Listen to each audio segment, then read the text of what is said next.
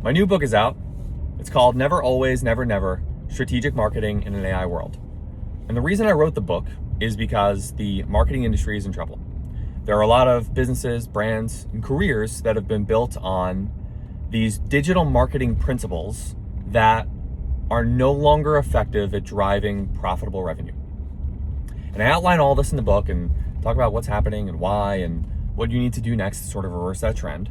But let me give you kind of the 10,000 foot view here about like what really led to this. All of this traces back to 2011.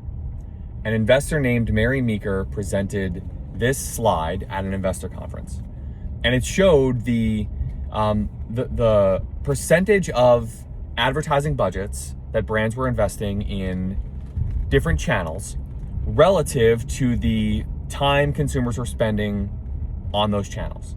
And what it showed was that advertisers were over leveraged in traditional platforms like print and radio, and they were not investing enough in digital channels.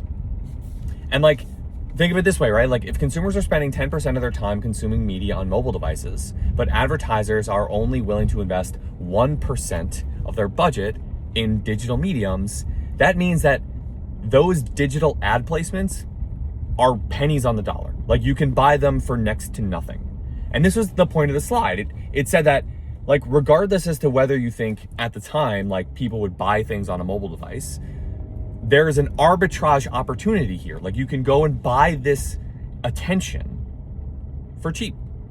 And this is essentially what like Gary Vaynerchuk has made his entire like reputation on, is this idea of like, where is consumer attention that I can buy for cheap? Like where is it underpriced? Like that arbitrage mentality of moving from like this channel to that channel to this tactic to exploit underpriced attention. That's like Gary Vaynerchuk's entire thing. And that is what digital marketing has done more or less for 15 years. It's what I've done in my career in paid media. And it's what like most of us that have this title have been doing.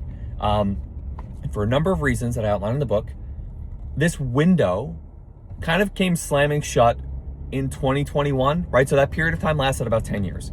And there are a lot of reasons that led to that being kind of the moment where everything kind of came crashing down.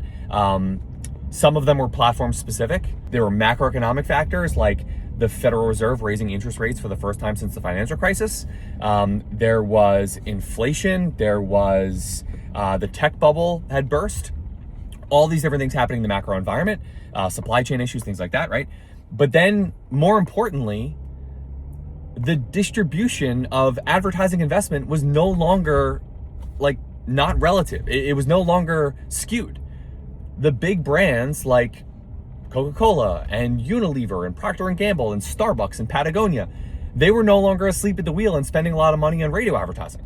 Like they had realized, oh, digital is a thing, meta ads are a thing. Like I should be investing in Google ads, right? So now like you're a startup brand that wants to sell coolers and insulated coffee mugs. And guess what?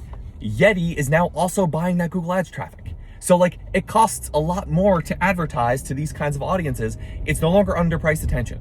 So like all that kind of was over by 2021. But the problem is that 5 years later, like people still haven't woken up to that fact, because like we now have like all these people that are now decision makers in brands, like people like my age, maybe a little bit older, maybe a little bit younger, where their entire career in marketing has been spent arbitraging traffic from one tactic or one frontier to the next.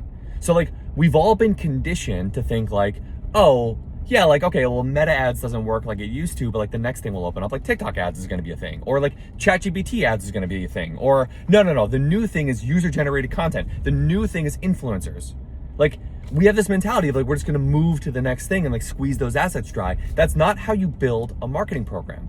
And I'm telling you, like, it's very clear that like that next tactic is not going to open up in a way that like mobile advertising worked for us in 2016.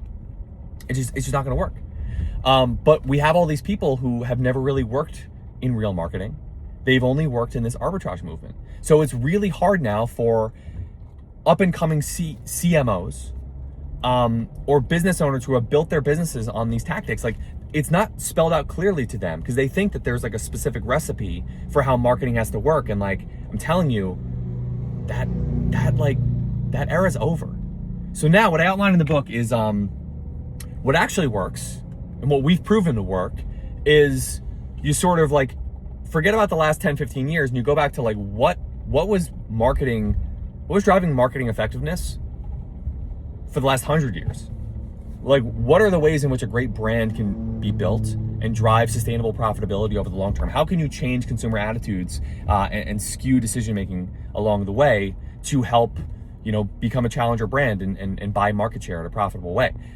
That has been like well documented and researched for decades. And now, more than ever, it is so important for us to go back to those kinds of principles. And I outline all that in the book, and I basically come to the conclusion of saying, like, what's amazing about this period of time is like, these traditional marketing principles used to really only be accessible to large brands with a ton of assets and a ton of resources. But that's actually where AI comes in. Because what AI allows smaller brands to do is have the same sort of measurement know-how and the same sort of creative capabilities and the same sort of media planning chops and strategy that used to only be reserved for much larger brands. So we need to move past this idea of like, I'm gonna get my next pocket of profitable customers from the next channel that opens up, and start thinking about how can I build a legitimate marketing strategy to build my business over the long term and to do so profitably in ways that have been proven to be effective for many other brands like me.